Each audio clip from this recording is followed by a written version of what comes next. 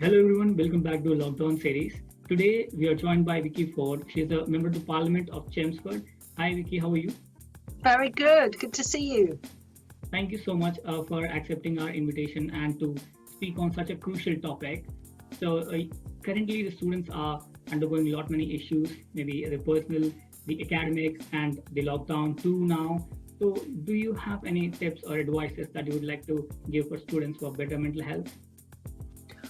Well, it is such an important topic to discuss. And the first thing is to say that, when I've spoken to mental health experts since the beginning of the pandemic, they've reminded me that it's completely normal at this very strange time for people to feel more anxious.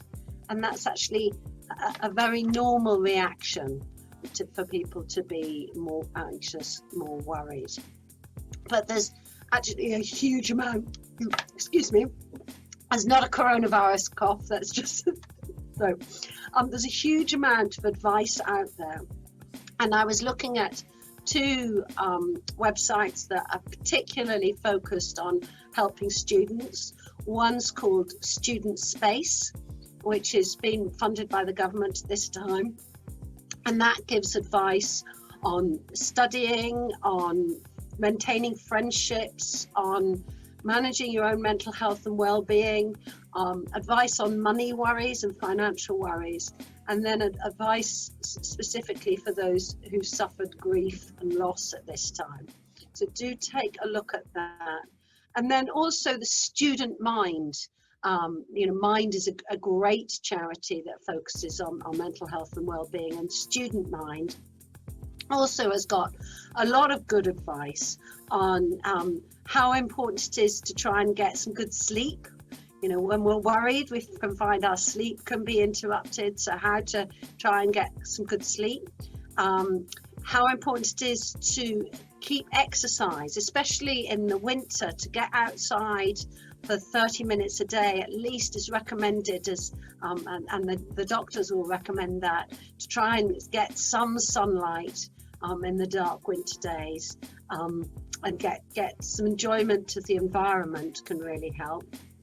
Lots of suggestions on eating well, on spending time with others, not just students, but checking in on your family at home as well, can be very helpful for people. And also taking time sometimes for yourself, because I certainly find that the difficulty when you're busy is you can spend all your time in the digital world and then forget to take some time away from the screen to do some things that you enjoy doing. So some very good advice from those two websites in particular. Thank you so much for providing the resources that government is funding at the moment, and certain charities which are looking for mental health. So my next question to you is, I'm pretty much sure how challenging the current circumstances are, especially to the government. So you being yourself a member of parliament, how you cope up with your mental health, how you keep yourself mentally fit at this time? So at the time, as a member of parliament, has been enormously busy during this time. I think we've, as an MP, you always want to help your constituents, and we've found thousands of constituents who've come for advice and help. And as well as that, I've been the children's minister during this time, so lots of challenging decisions of how do we best support children and young people at this time. What I found increasingly I've needed to do is, from time to time, make sure there's some space for myself to do something that's completely different. A jigsaw puzzle might come out that just distracts you from everything else for a while. I try and walk every day, walk into work, so that I have some exercise before I start the day. That's really good, because often I find I'm working very late into the evenings. To help get some sleep, I always have a shower or bath last thing at night, and it just gets myself into that routine. But I've struggled. I think a lot of people have struggled, and there's been times in my life when I've needed extra support, And I think I would advise people, if you really are struggling, don't be scared to ask for extra support. Call your GP, go on one of those websites that I've mentioned, or call one of the other charities.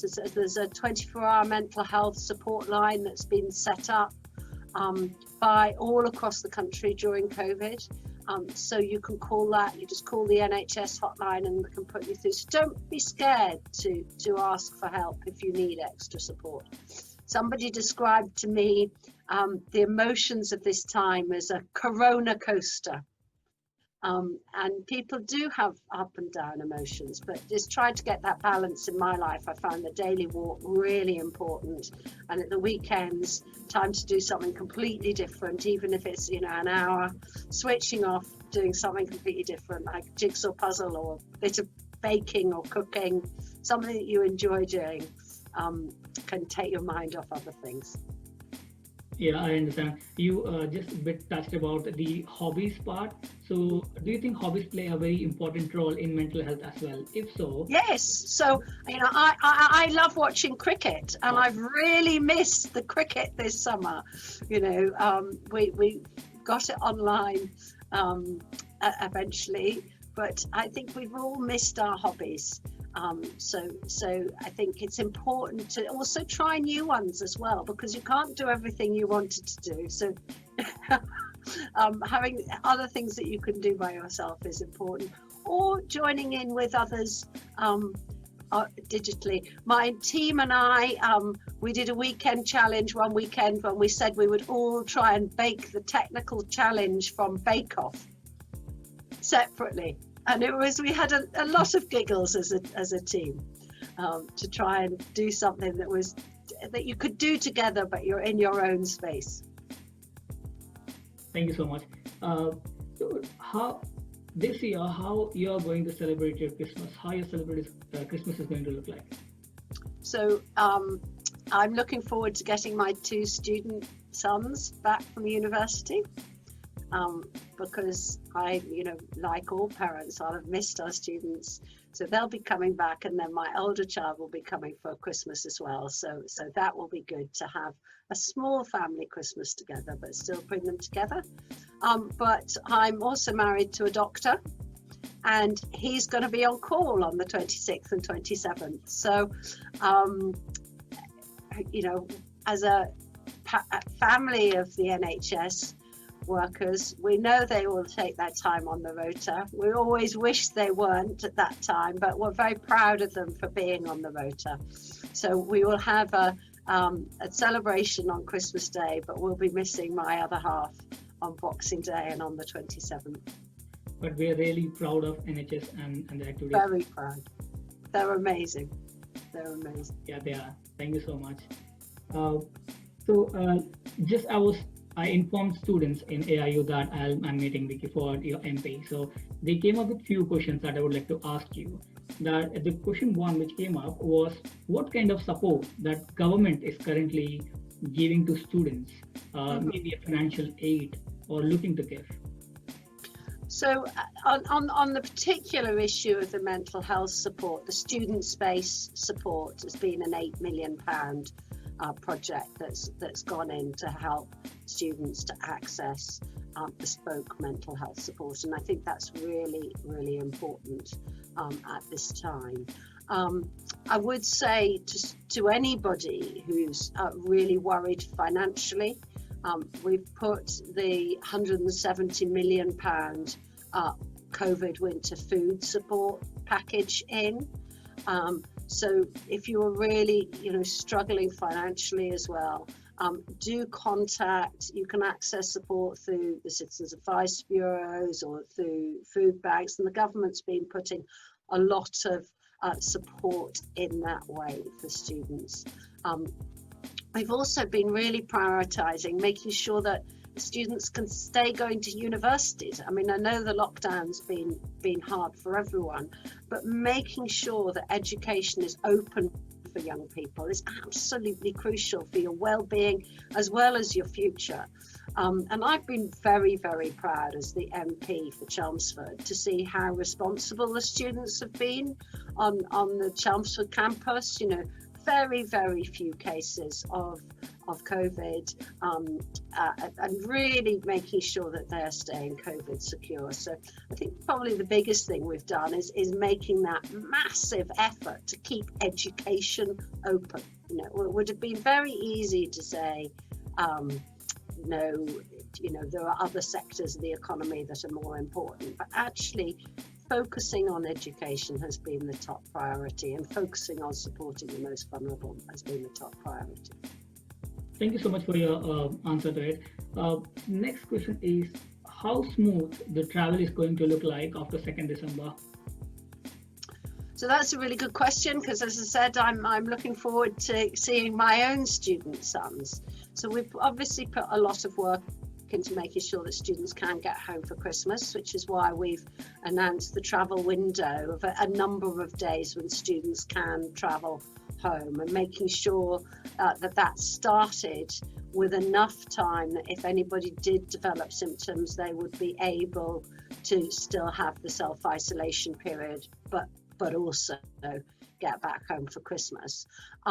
We have encouraged, if possible, for that to happen over a period of time. So if you've got areas of the country where you've got a lot of universities in one city, for example, that they should stagger when students leave, so you don't have all the students trying to travel at the same time. To use private car if you can, but if not, to use public transport, but do it, you know, respecting social distancing and staggering your leave times with others. Thank you. I have seen that there has been quite good arrangement by the government on the traveling and sending students back to their homes. But how the return back to the campus is going to look like? So that's a really good question. And my friend, who's the universities minister, was in the House of Commons just this week, explaining that it is absolutely the top priority to get students home safely. And obviously by the time we get to that time, there'll be even more testing available. And the more that we have testing available, the more that we know that we can return people more safely. So it'll be a combination. I can't tell you because it's not yet been announced, but I know that the Universities Minister is working really closely with Public Health England and others on getting that announcement out. Thank you for that. And on a last note, how optimistic you are with regards to vaccination? So I'm very optimistic about the vaccination. I do see that as the light, you know, the way that we find our way out of this situation. I've been incredibly impressed by scientists throughout this period. I've spent the past decade following science and encouraging collaboration between industry and academic research, which of course the UK's vaccine, which combines the Oxford Jenner labs with AstraZeneca in Cambridge, has been massive collaboration. And I think I'm particularly optimistic because that Oxford vaccine is not only effective, but it can also be stored in a normal fridge. Whereas the problems with the Pfizer vaccine, which is great, and the Moderna vaccine, which is great, is that needs to be stored at minus 70 degrees, which, you know, is a huge supercooler fridge. And that might be possible in countries like the UK.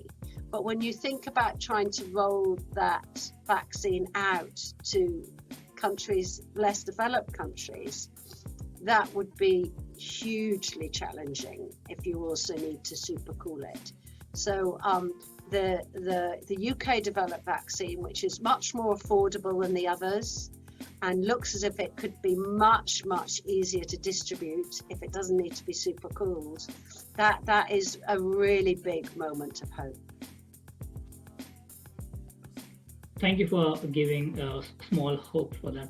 And on last note, do you want to give any positive statement for students keeping all this traveling post-lockdown, the Christmas, the return back to campus, keeping all this in mind, like to give any Absolutely. So I particularly wanted to say thank you to the students in Chelmsford as well. I mean, we've got record numbers of doctors, nurses, midwives, and paramedics turning up to be students at ARU this year. And goodness, you are the future for our health service at a time when we've never needed the health service more. So I know you've all been working enormously hard, and I really want to make sure that you have a relaxing time over Christmas and the chance to take a break. And then next term, you know, we're going to have one more term, I think, of very challenging restrictions. But if the light comes at the end of the tunnel by Easter and there's a return to near normality, then won't we all be looking forward to the summer term? So I think students have been amazing during this period. It is really difficult. You know, I'm 50. I've never seen anything like this in my lifetime. But you, as the younger generation, have been doing so well. And thank you. And have a good break. Get home safely for Christmas, and then we'll get you back again. Thank you so much. Thank you so much for joining us today. And thank you.